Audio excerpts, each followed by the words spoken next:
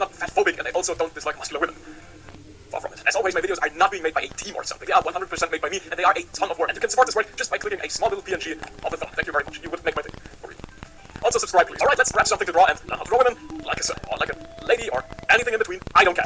Okay, this is how we're gonna do. We'll start off basic, as always, because just as promised, we will go through this step by step, drawing a body out of the most basic shapes, and then shaping it more and more in detail. So how do we start? If you remember, with men, you just needed your basic dynamic line that you could use as a guide for the body.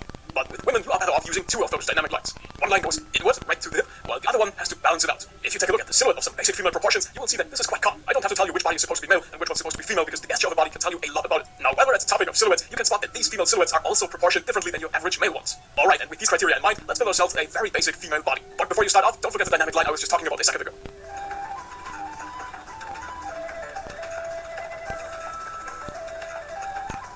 Now, this is your average stickman, just like most beginners would draw. The movement or weight is thread, just like you saw before. That's what these dynamic guidelines are for. I think arms and legs are kind of self-explanatory. Orbs are for the joints, like shoulders, elbows, and the big orb is obviously supposed to be your head, the oval shapes, the rib cage, and so on. Now, the pelvis is the most important thing here. If you saw my video about males, you would know that the male pelvis was tiny in comparison. With women, though, you have a much broader pelvis, which is why this is the point where the dynamic line changes.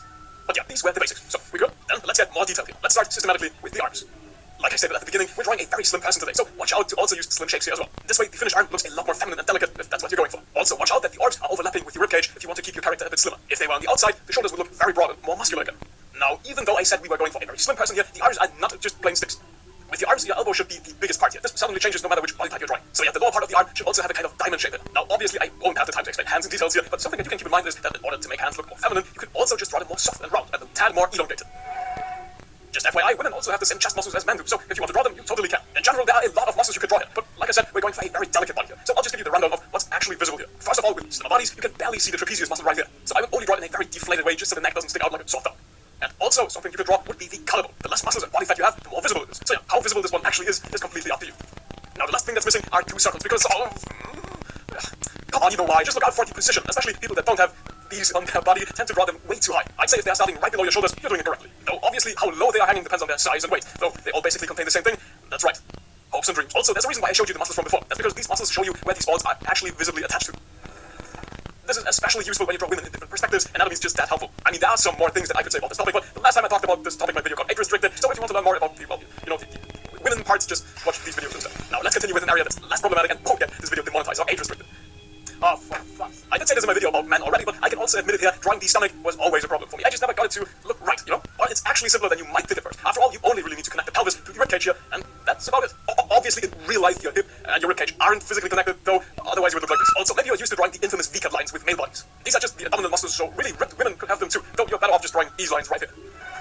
These are not muscles. These lines are just the point where the legs meet the pelvis, so it should be pretty obvious to tell where they are. You can also add some details here, like, for example, a belly button, and since we're drawing a very slender person, you can also slightly draw in some parts of the ribcage. Or alternatively, you can get rid of all of these details because your character's wearing them like this. What's it with pants and all of these SpongeBob memes, man? Okay, basically the only really important thing that I can talk about here is the angle. Since female pelvises work a bit different, their legs are also angled differently. Now, that's kind of the only difference here. The rest of the leg would be the very same thing as I explained in my video about men. But I would obviously never just recycle that part. Right? Make original content, L plus ratio. Shut up, my payroll at the school is too low for me to care. October fest. Now, when looking at your legs, your first instinct might be to say, ha, I know how that works. That's just like drawing arms, right? Yes! Arms and legs are very similar, yet very different. The base is kinda the same, that's true, but the proportions are not.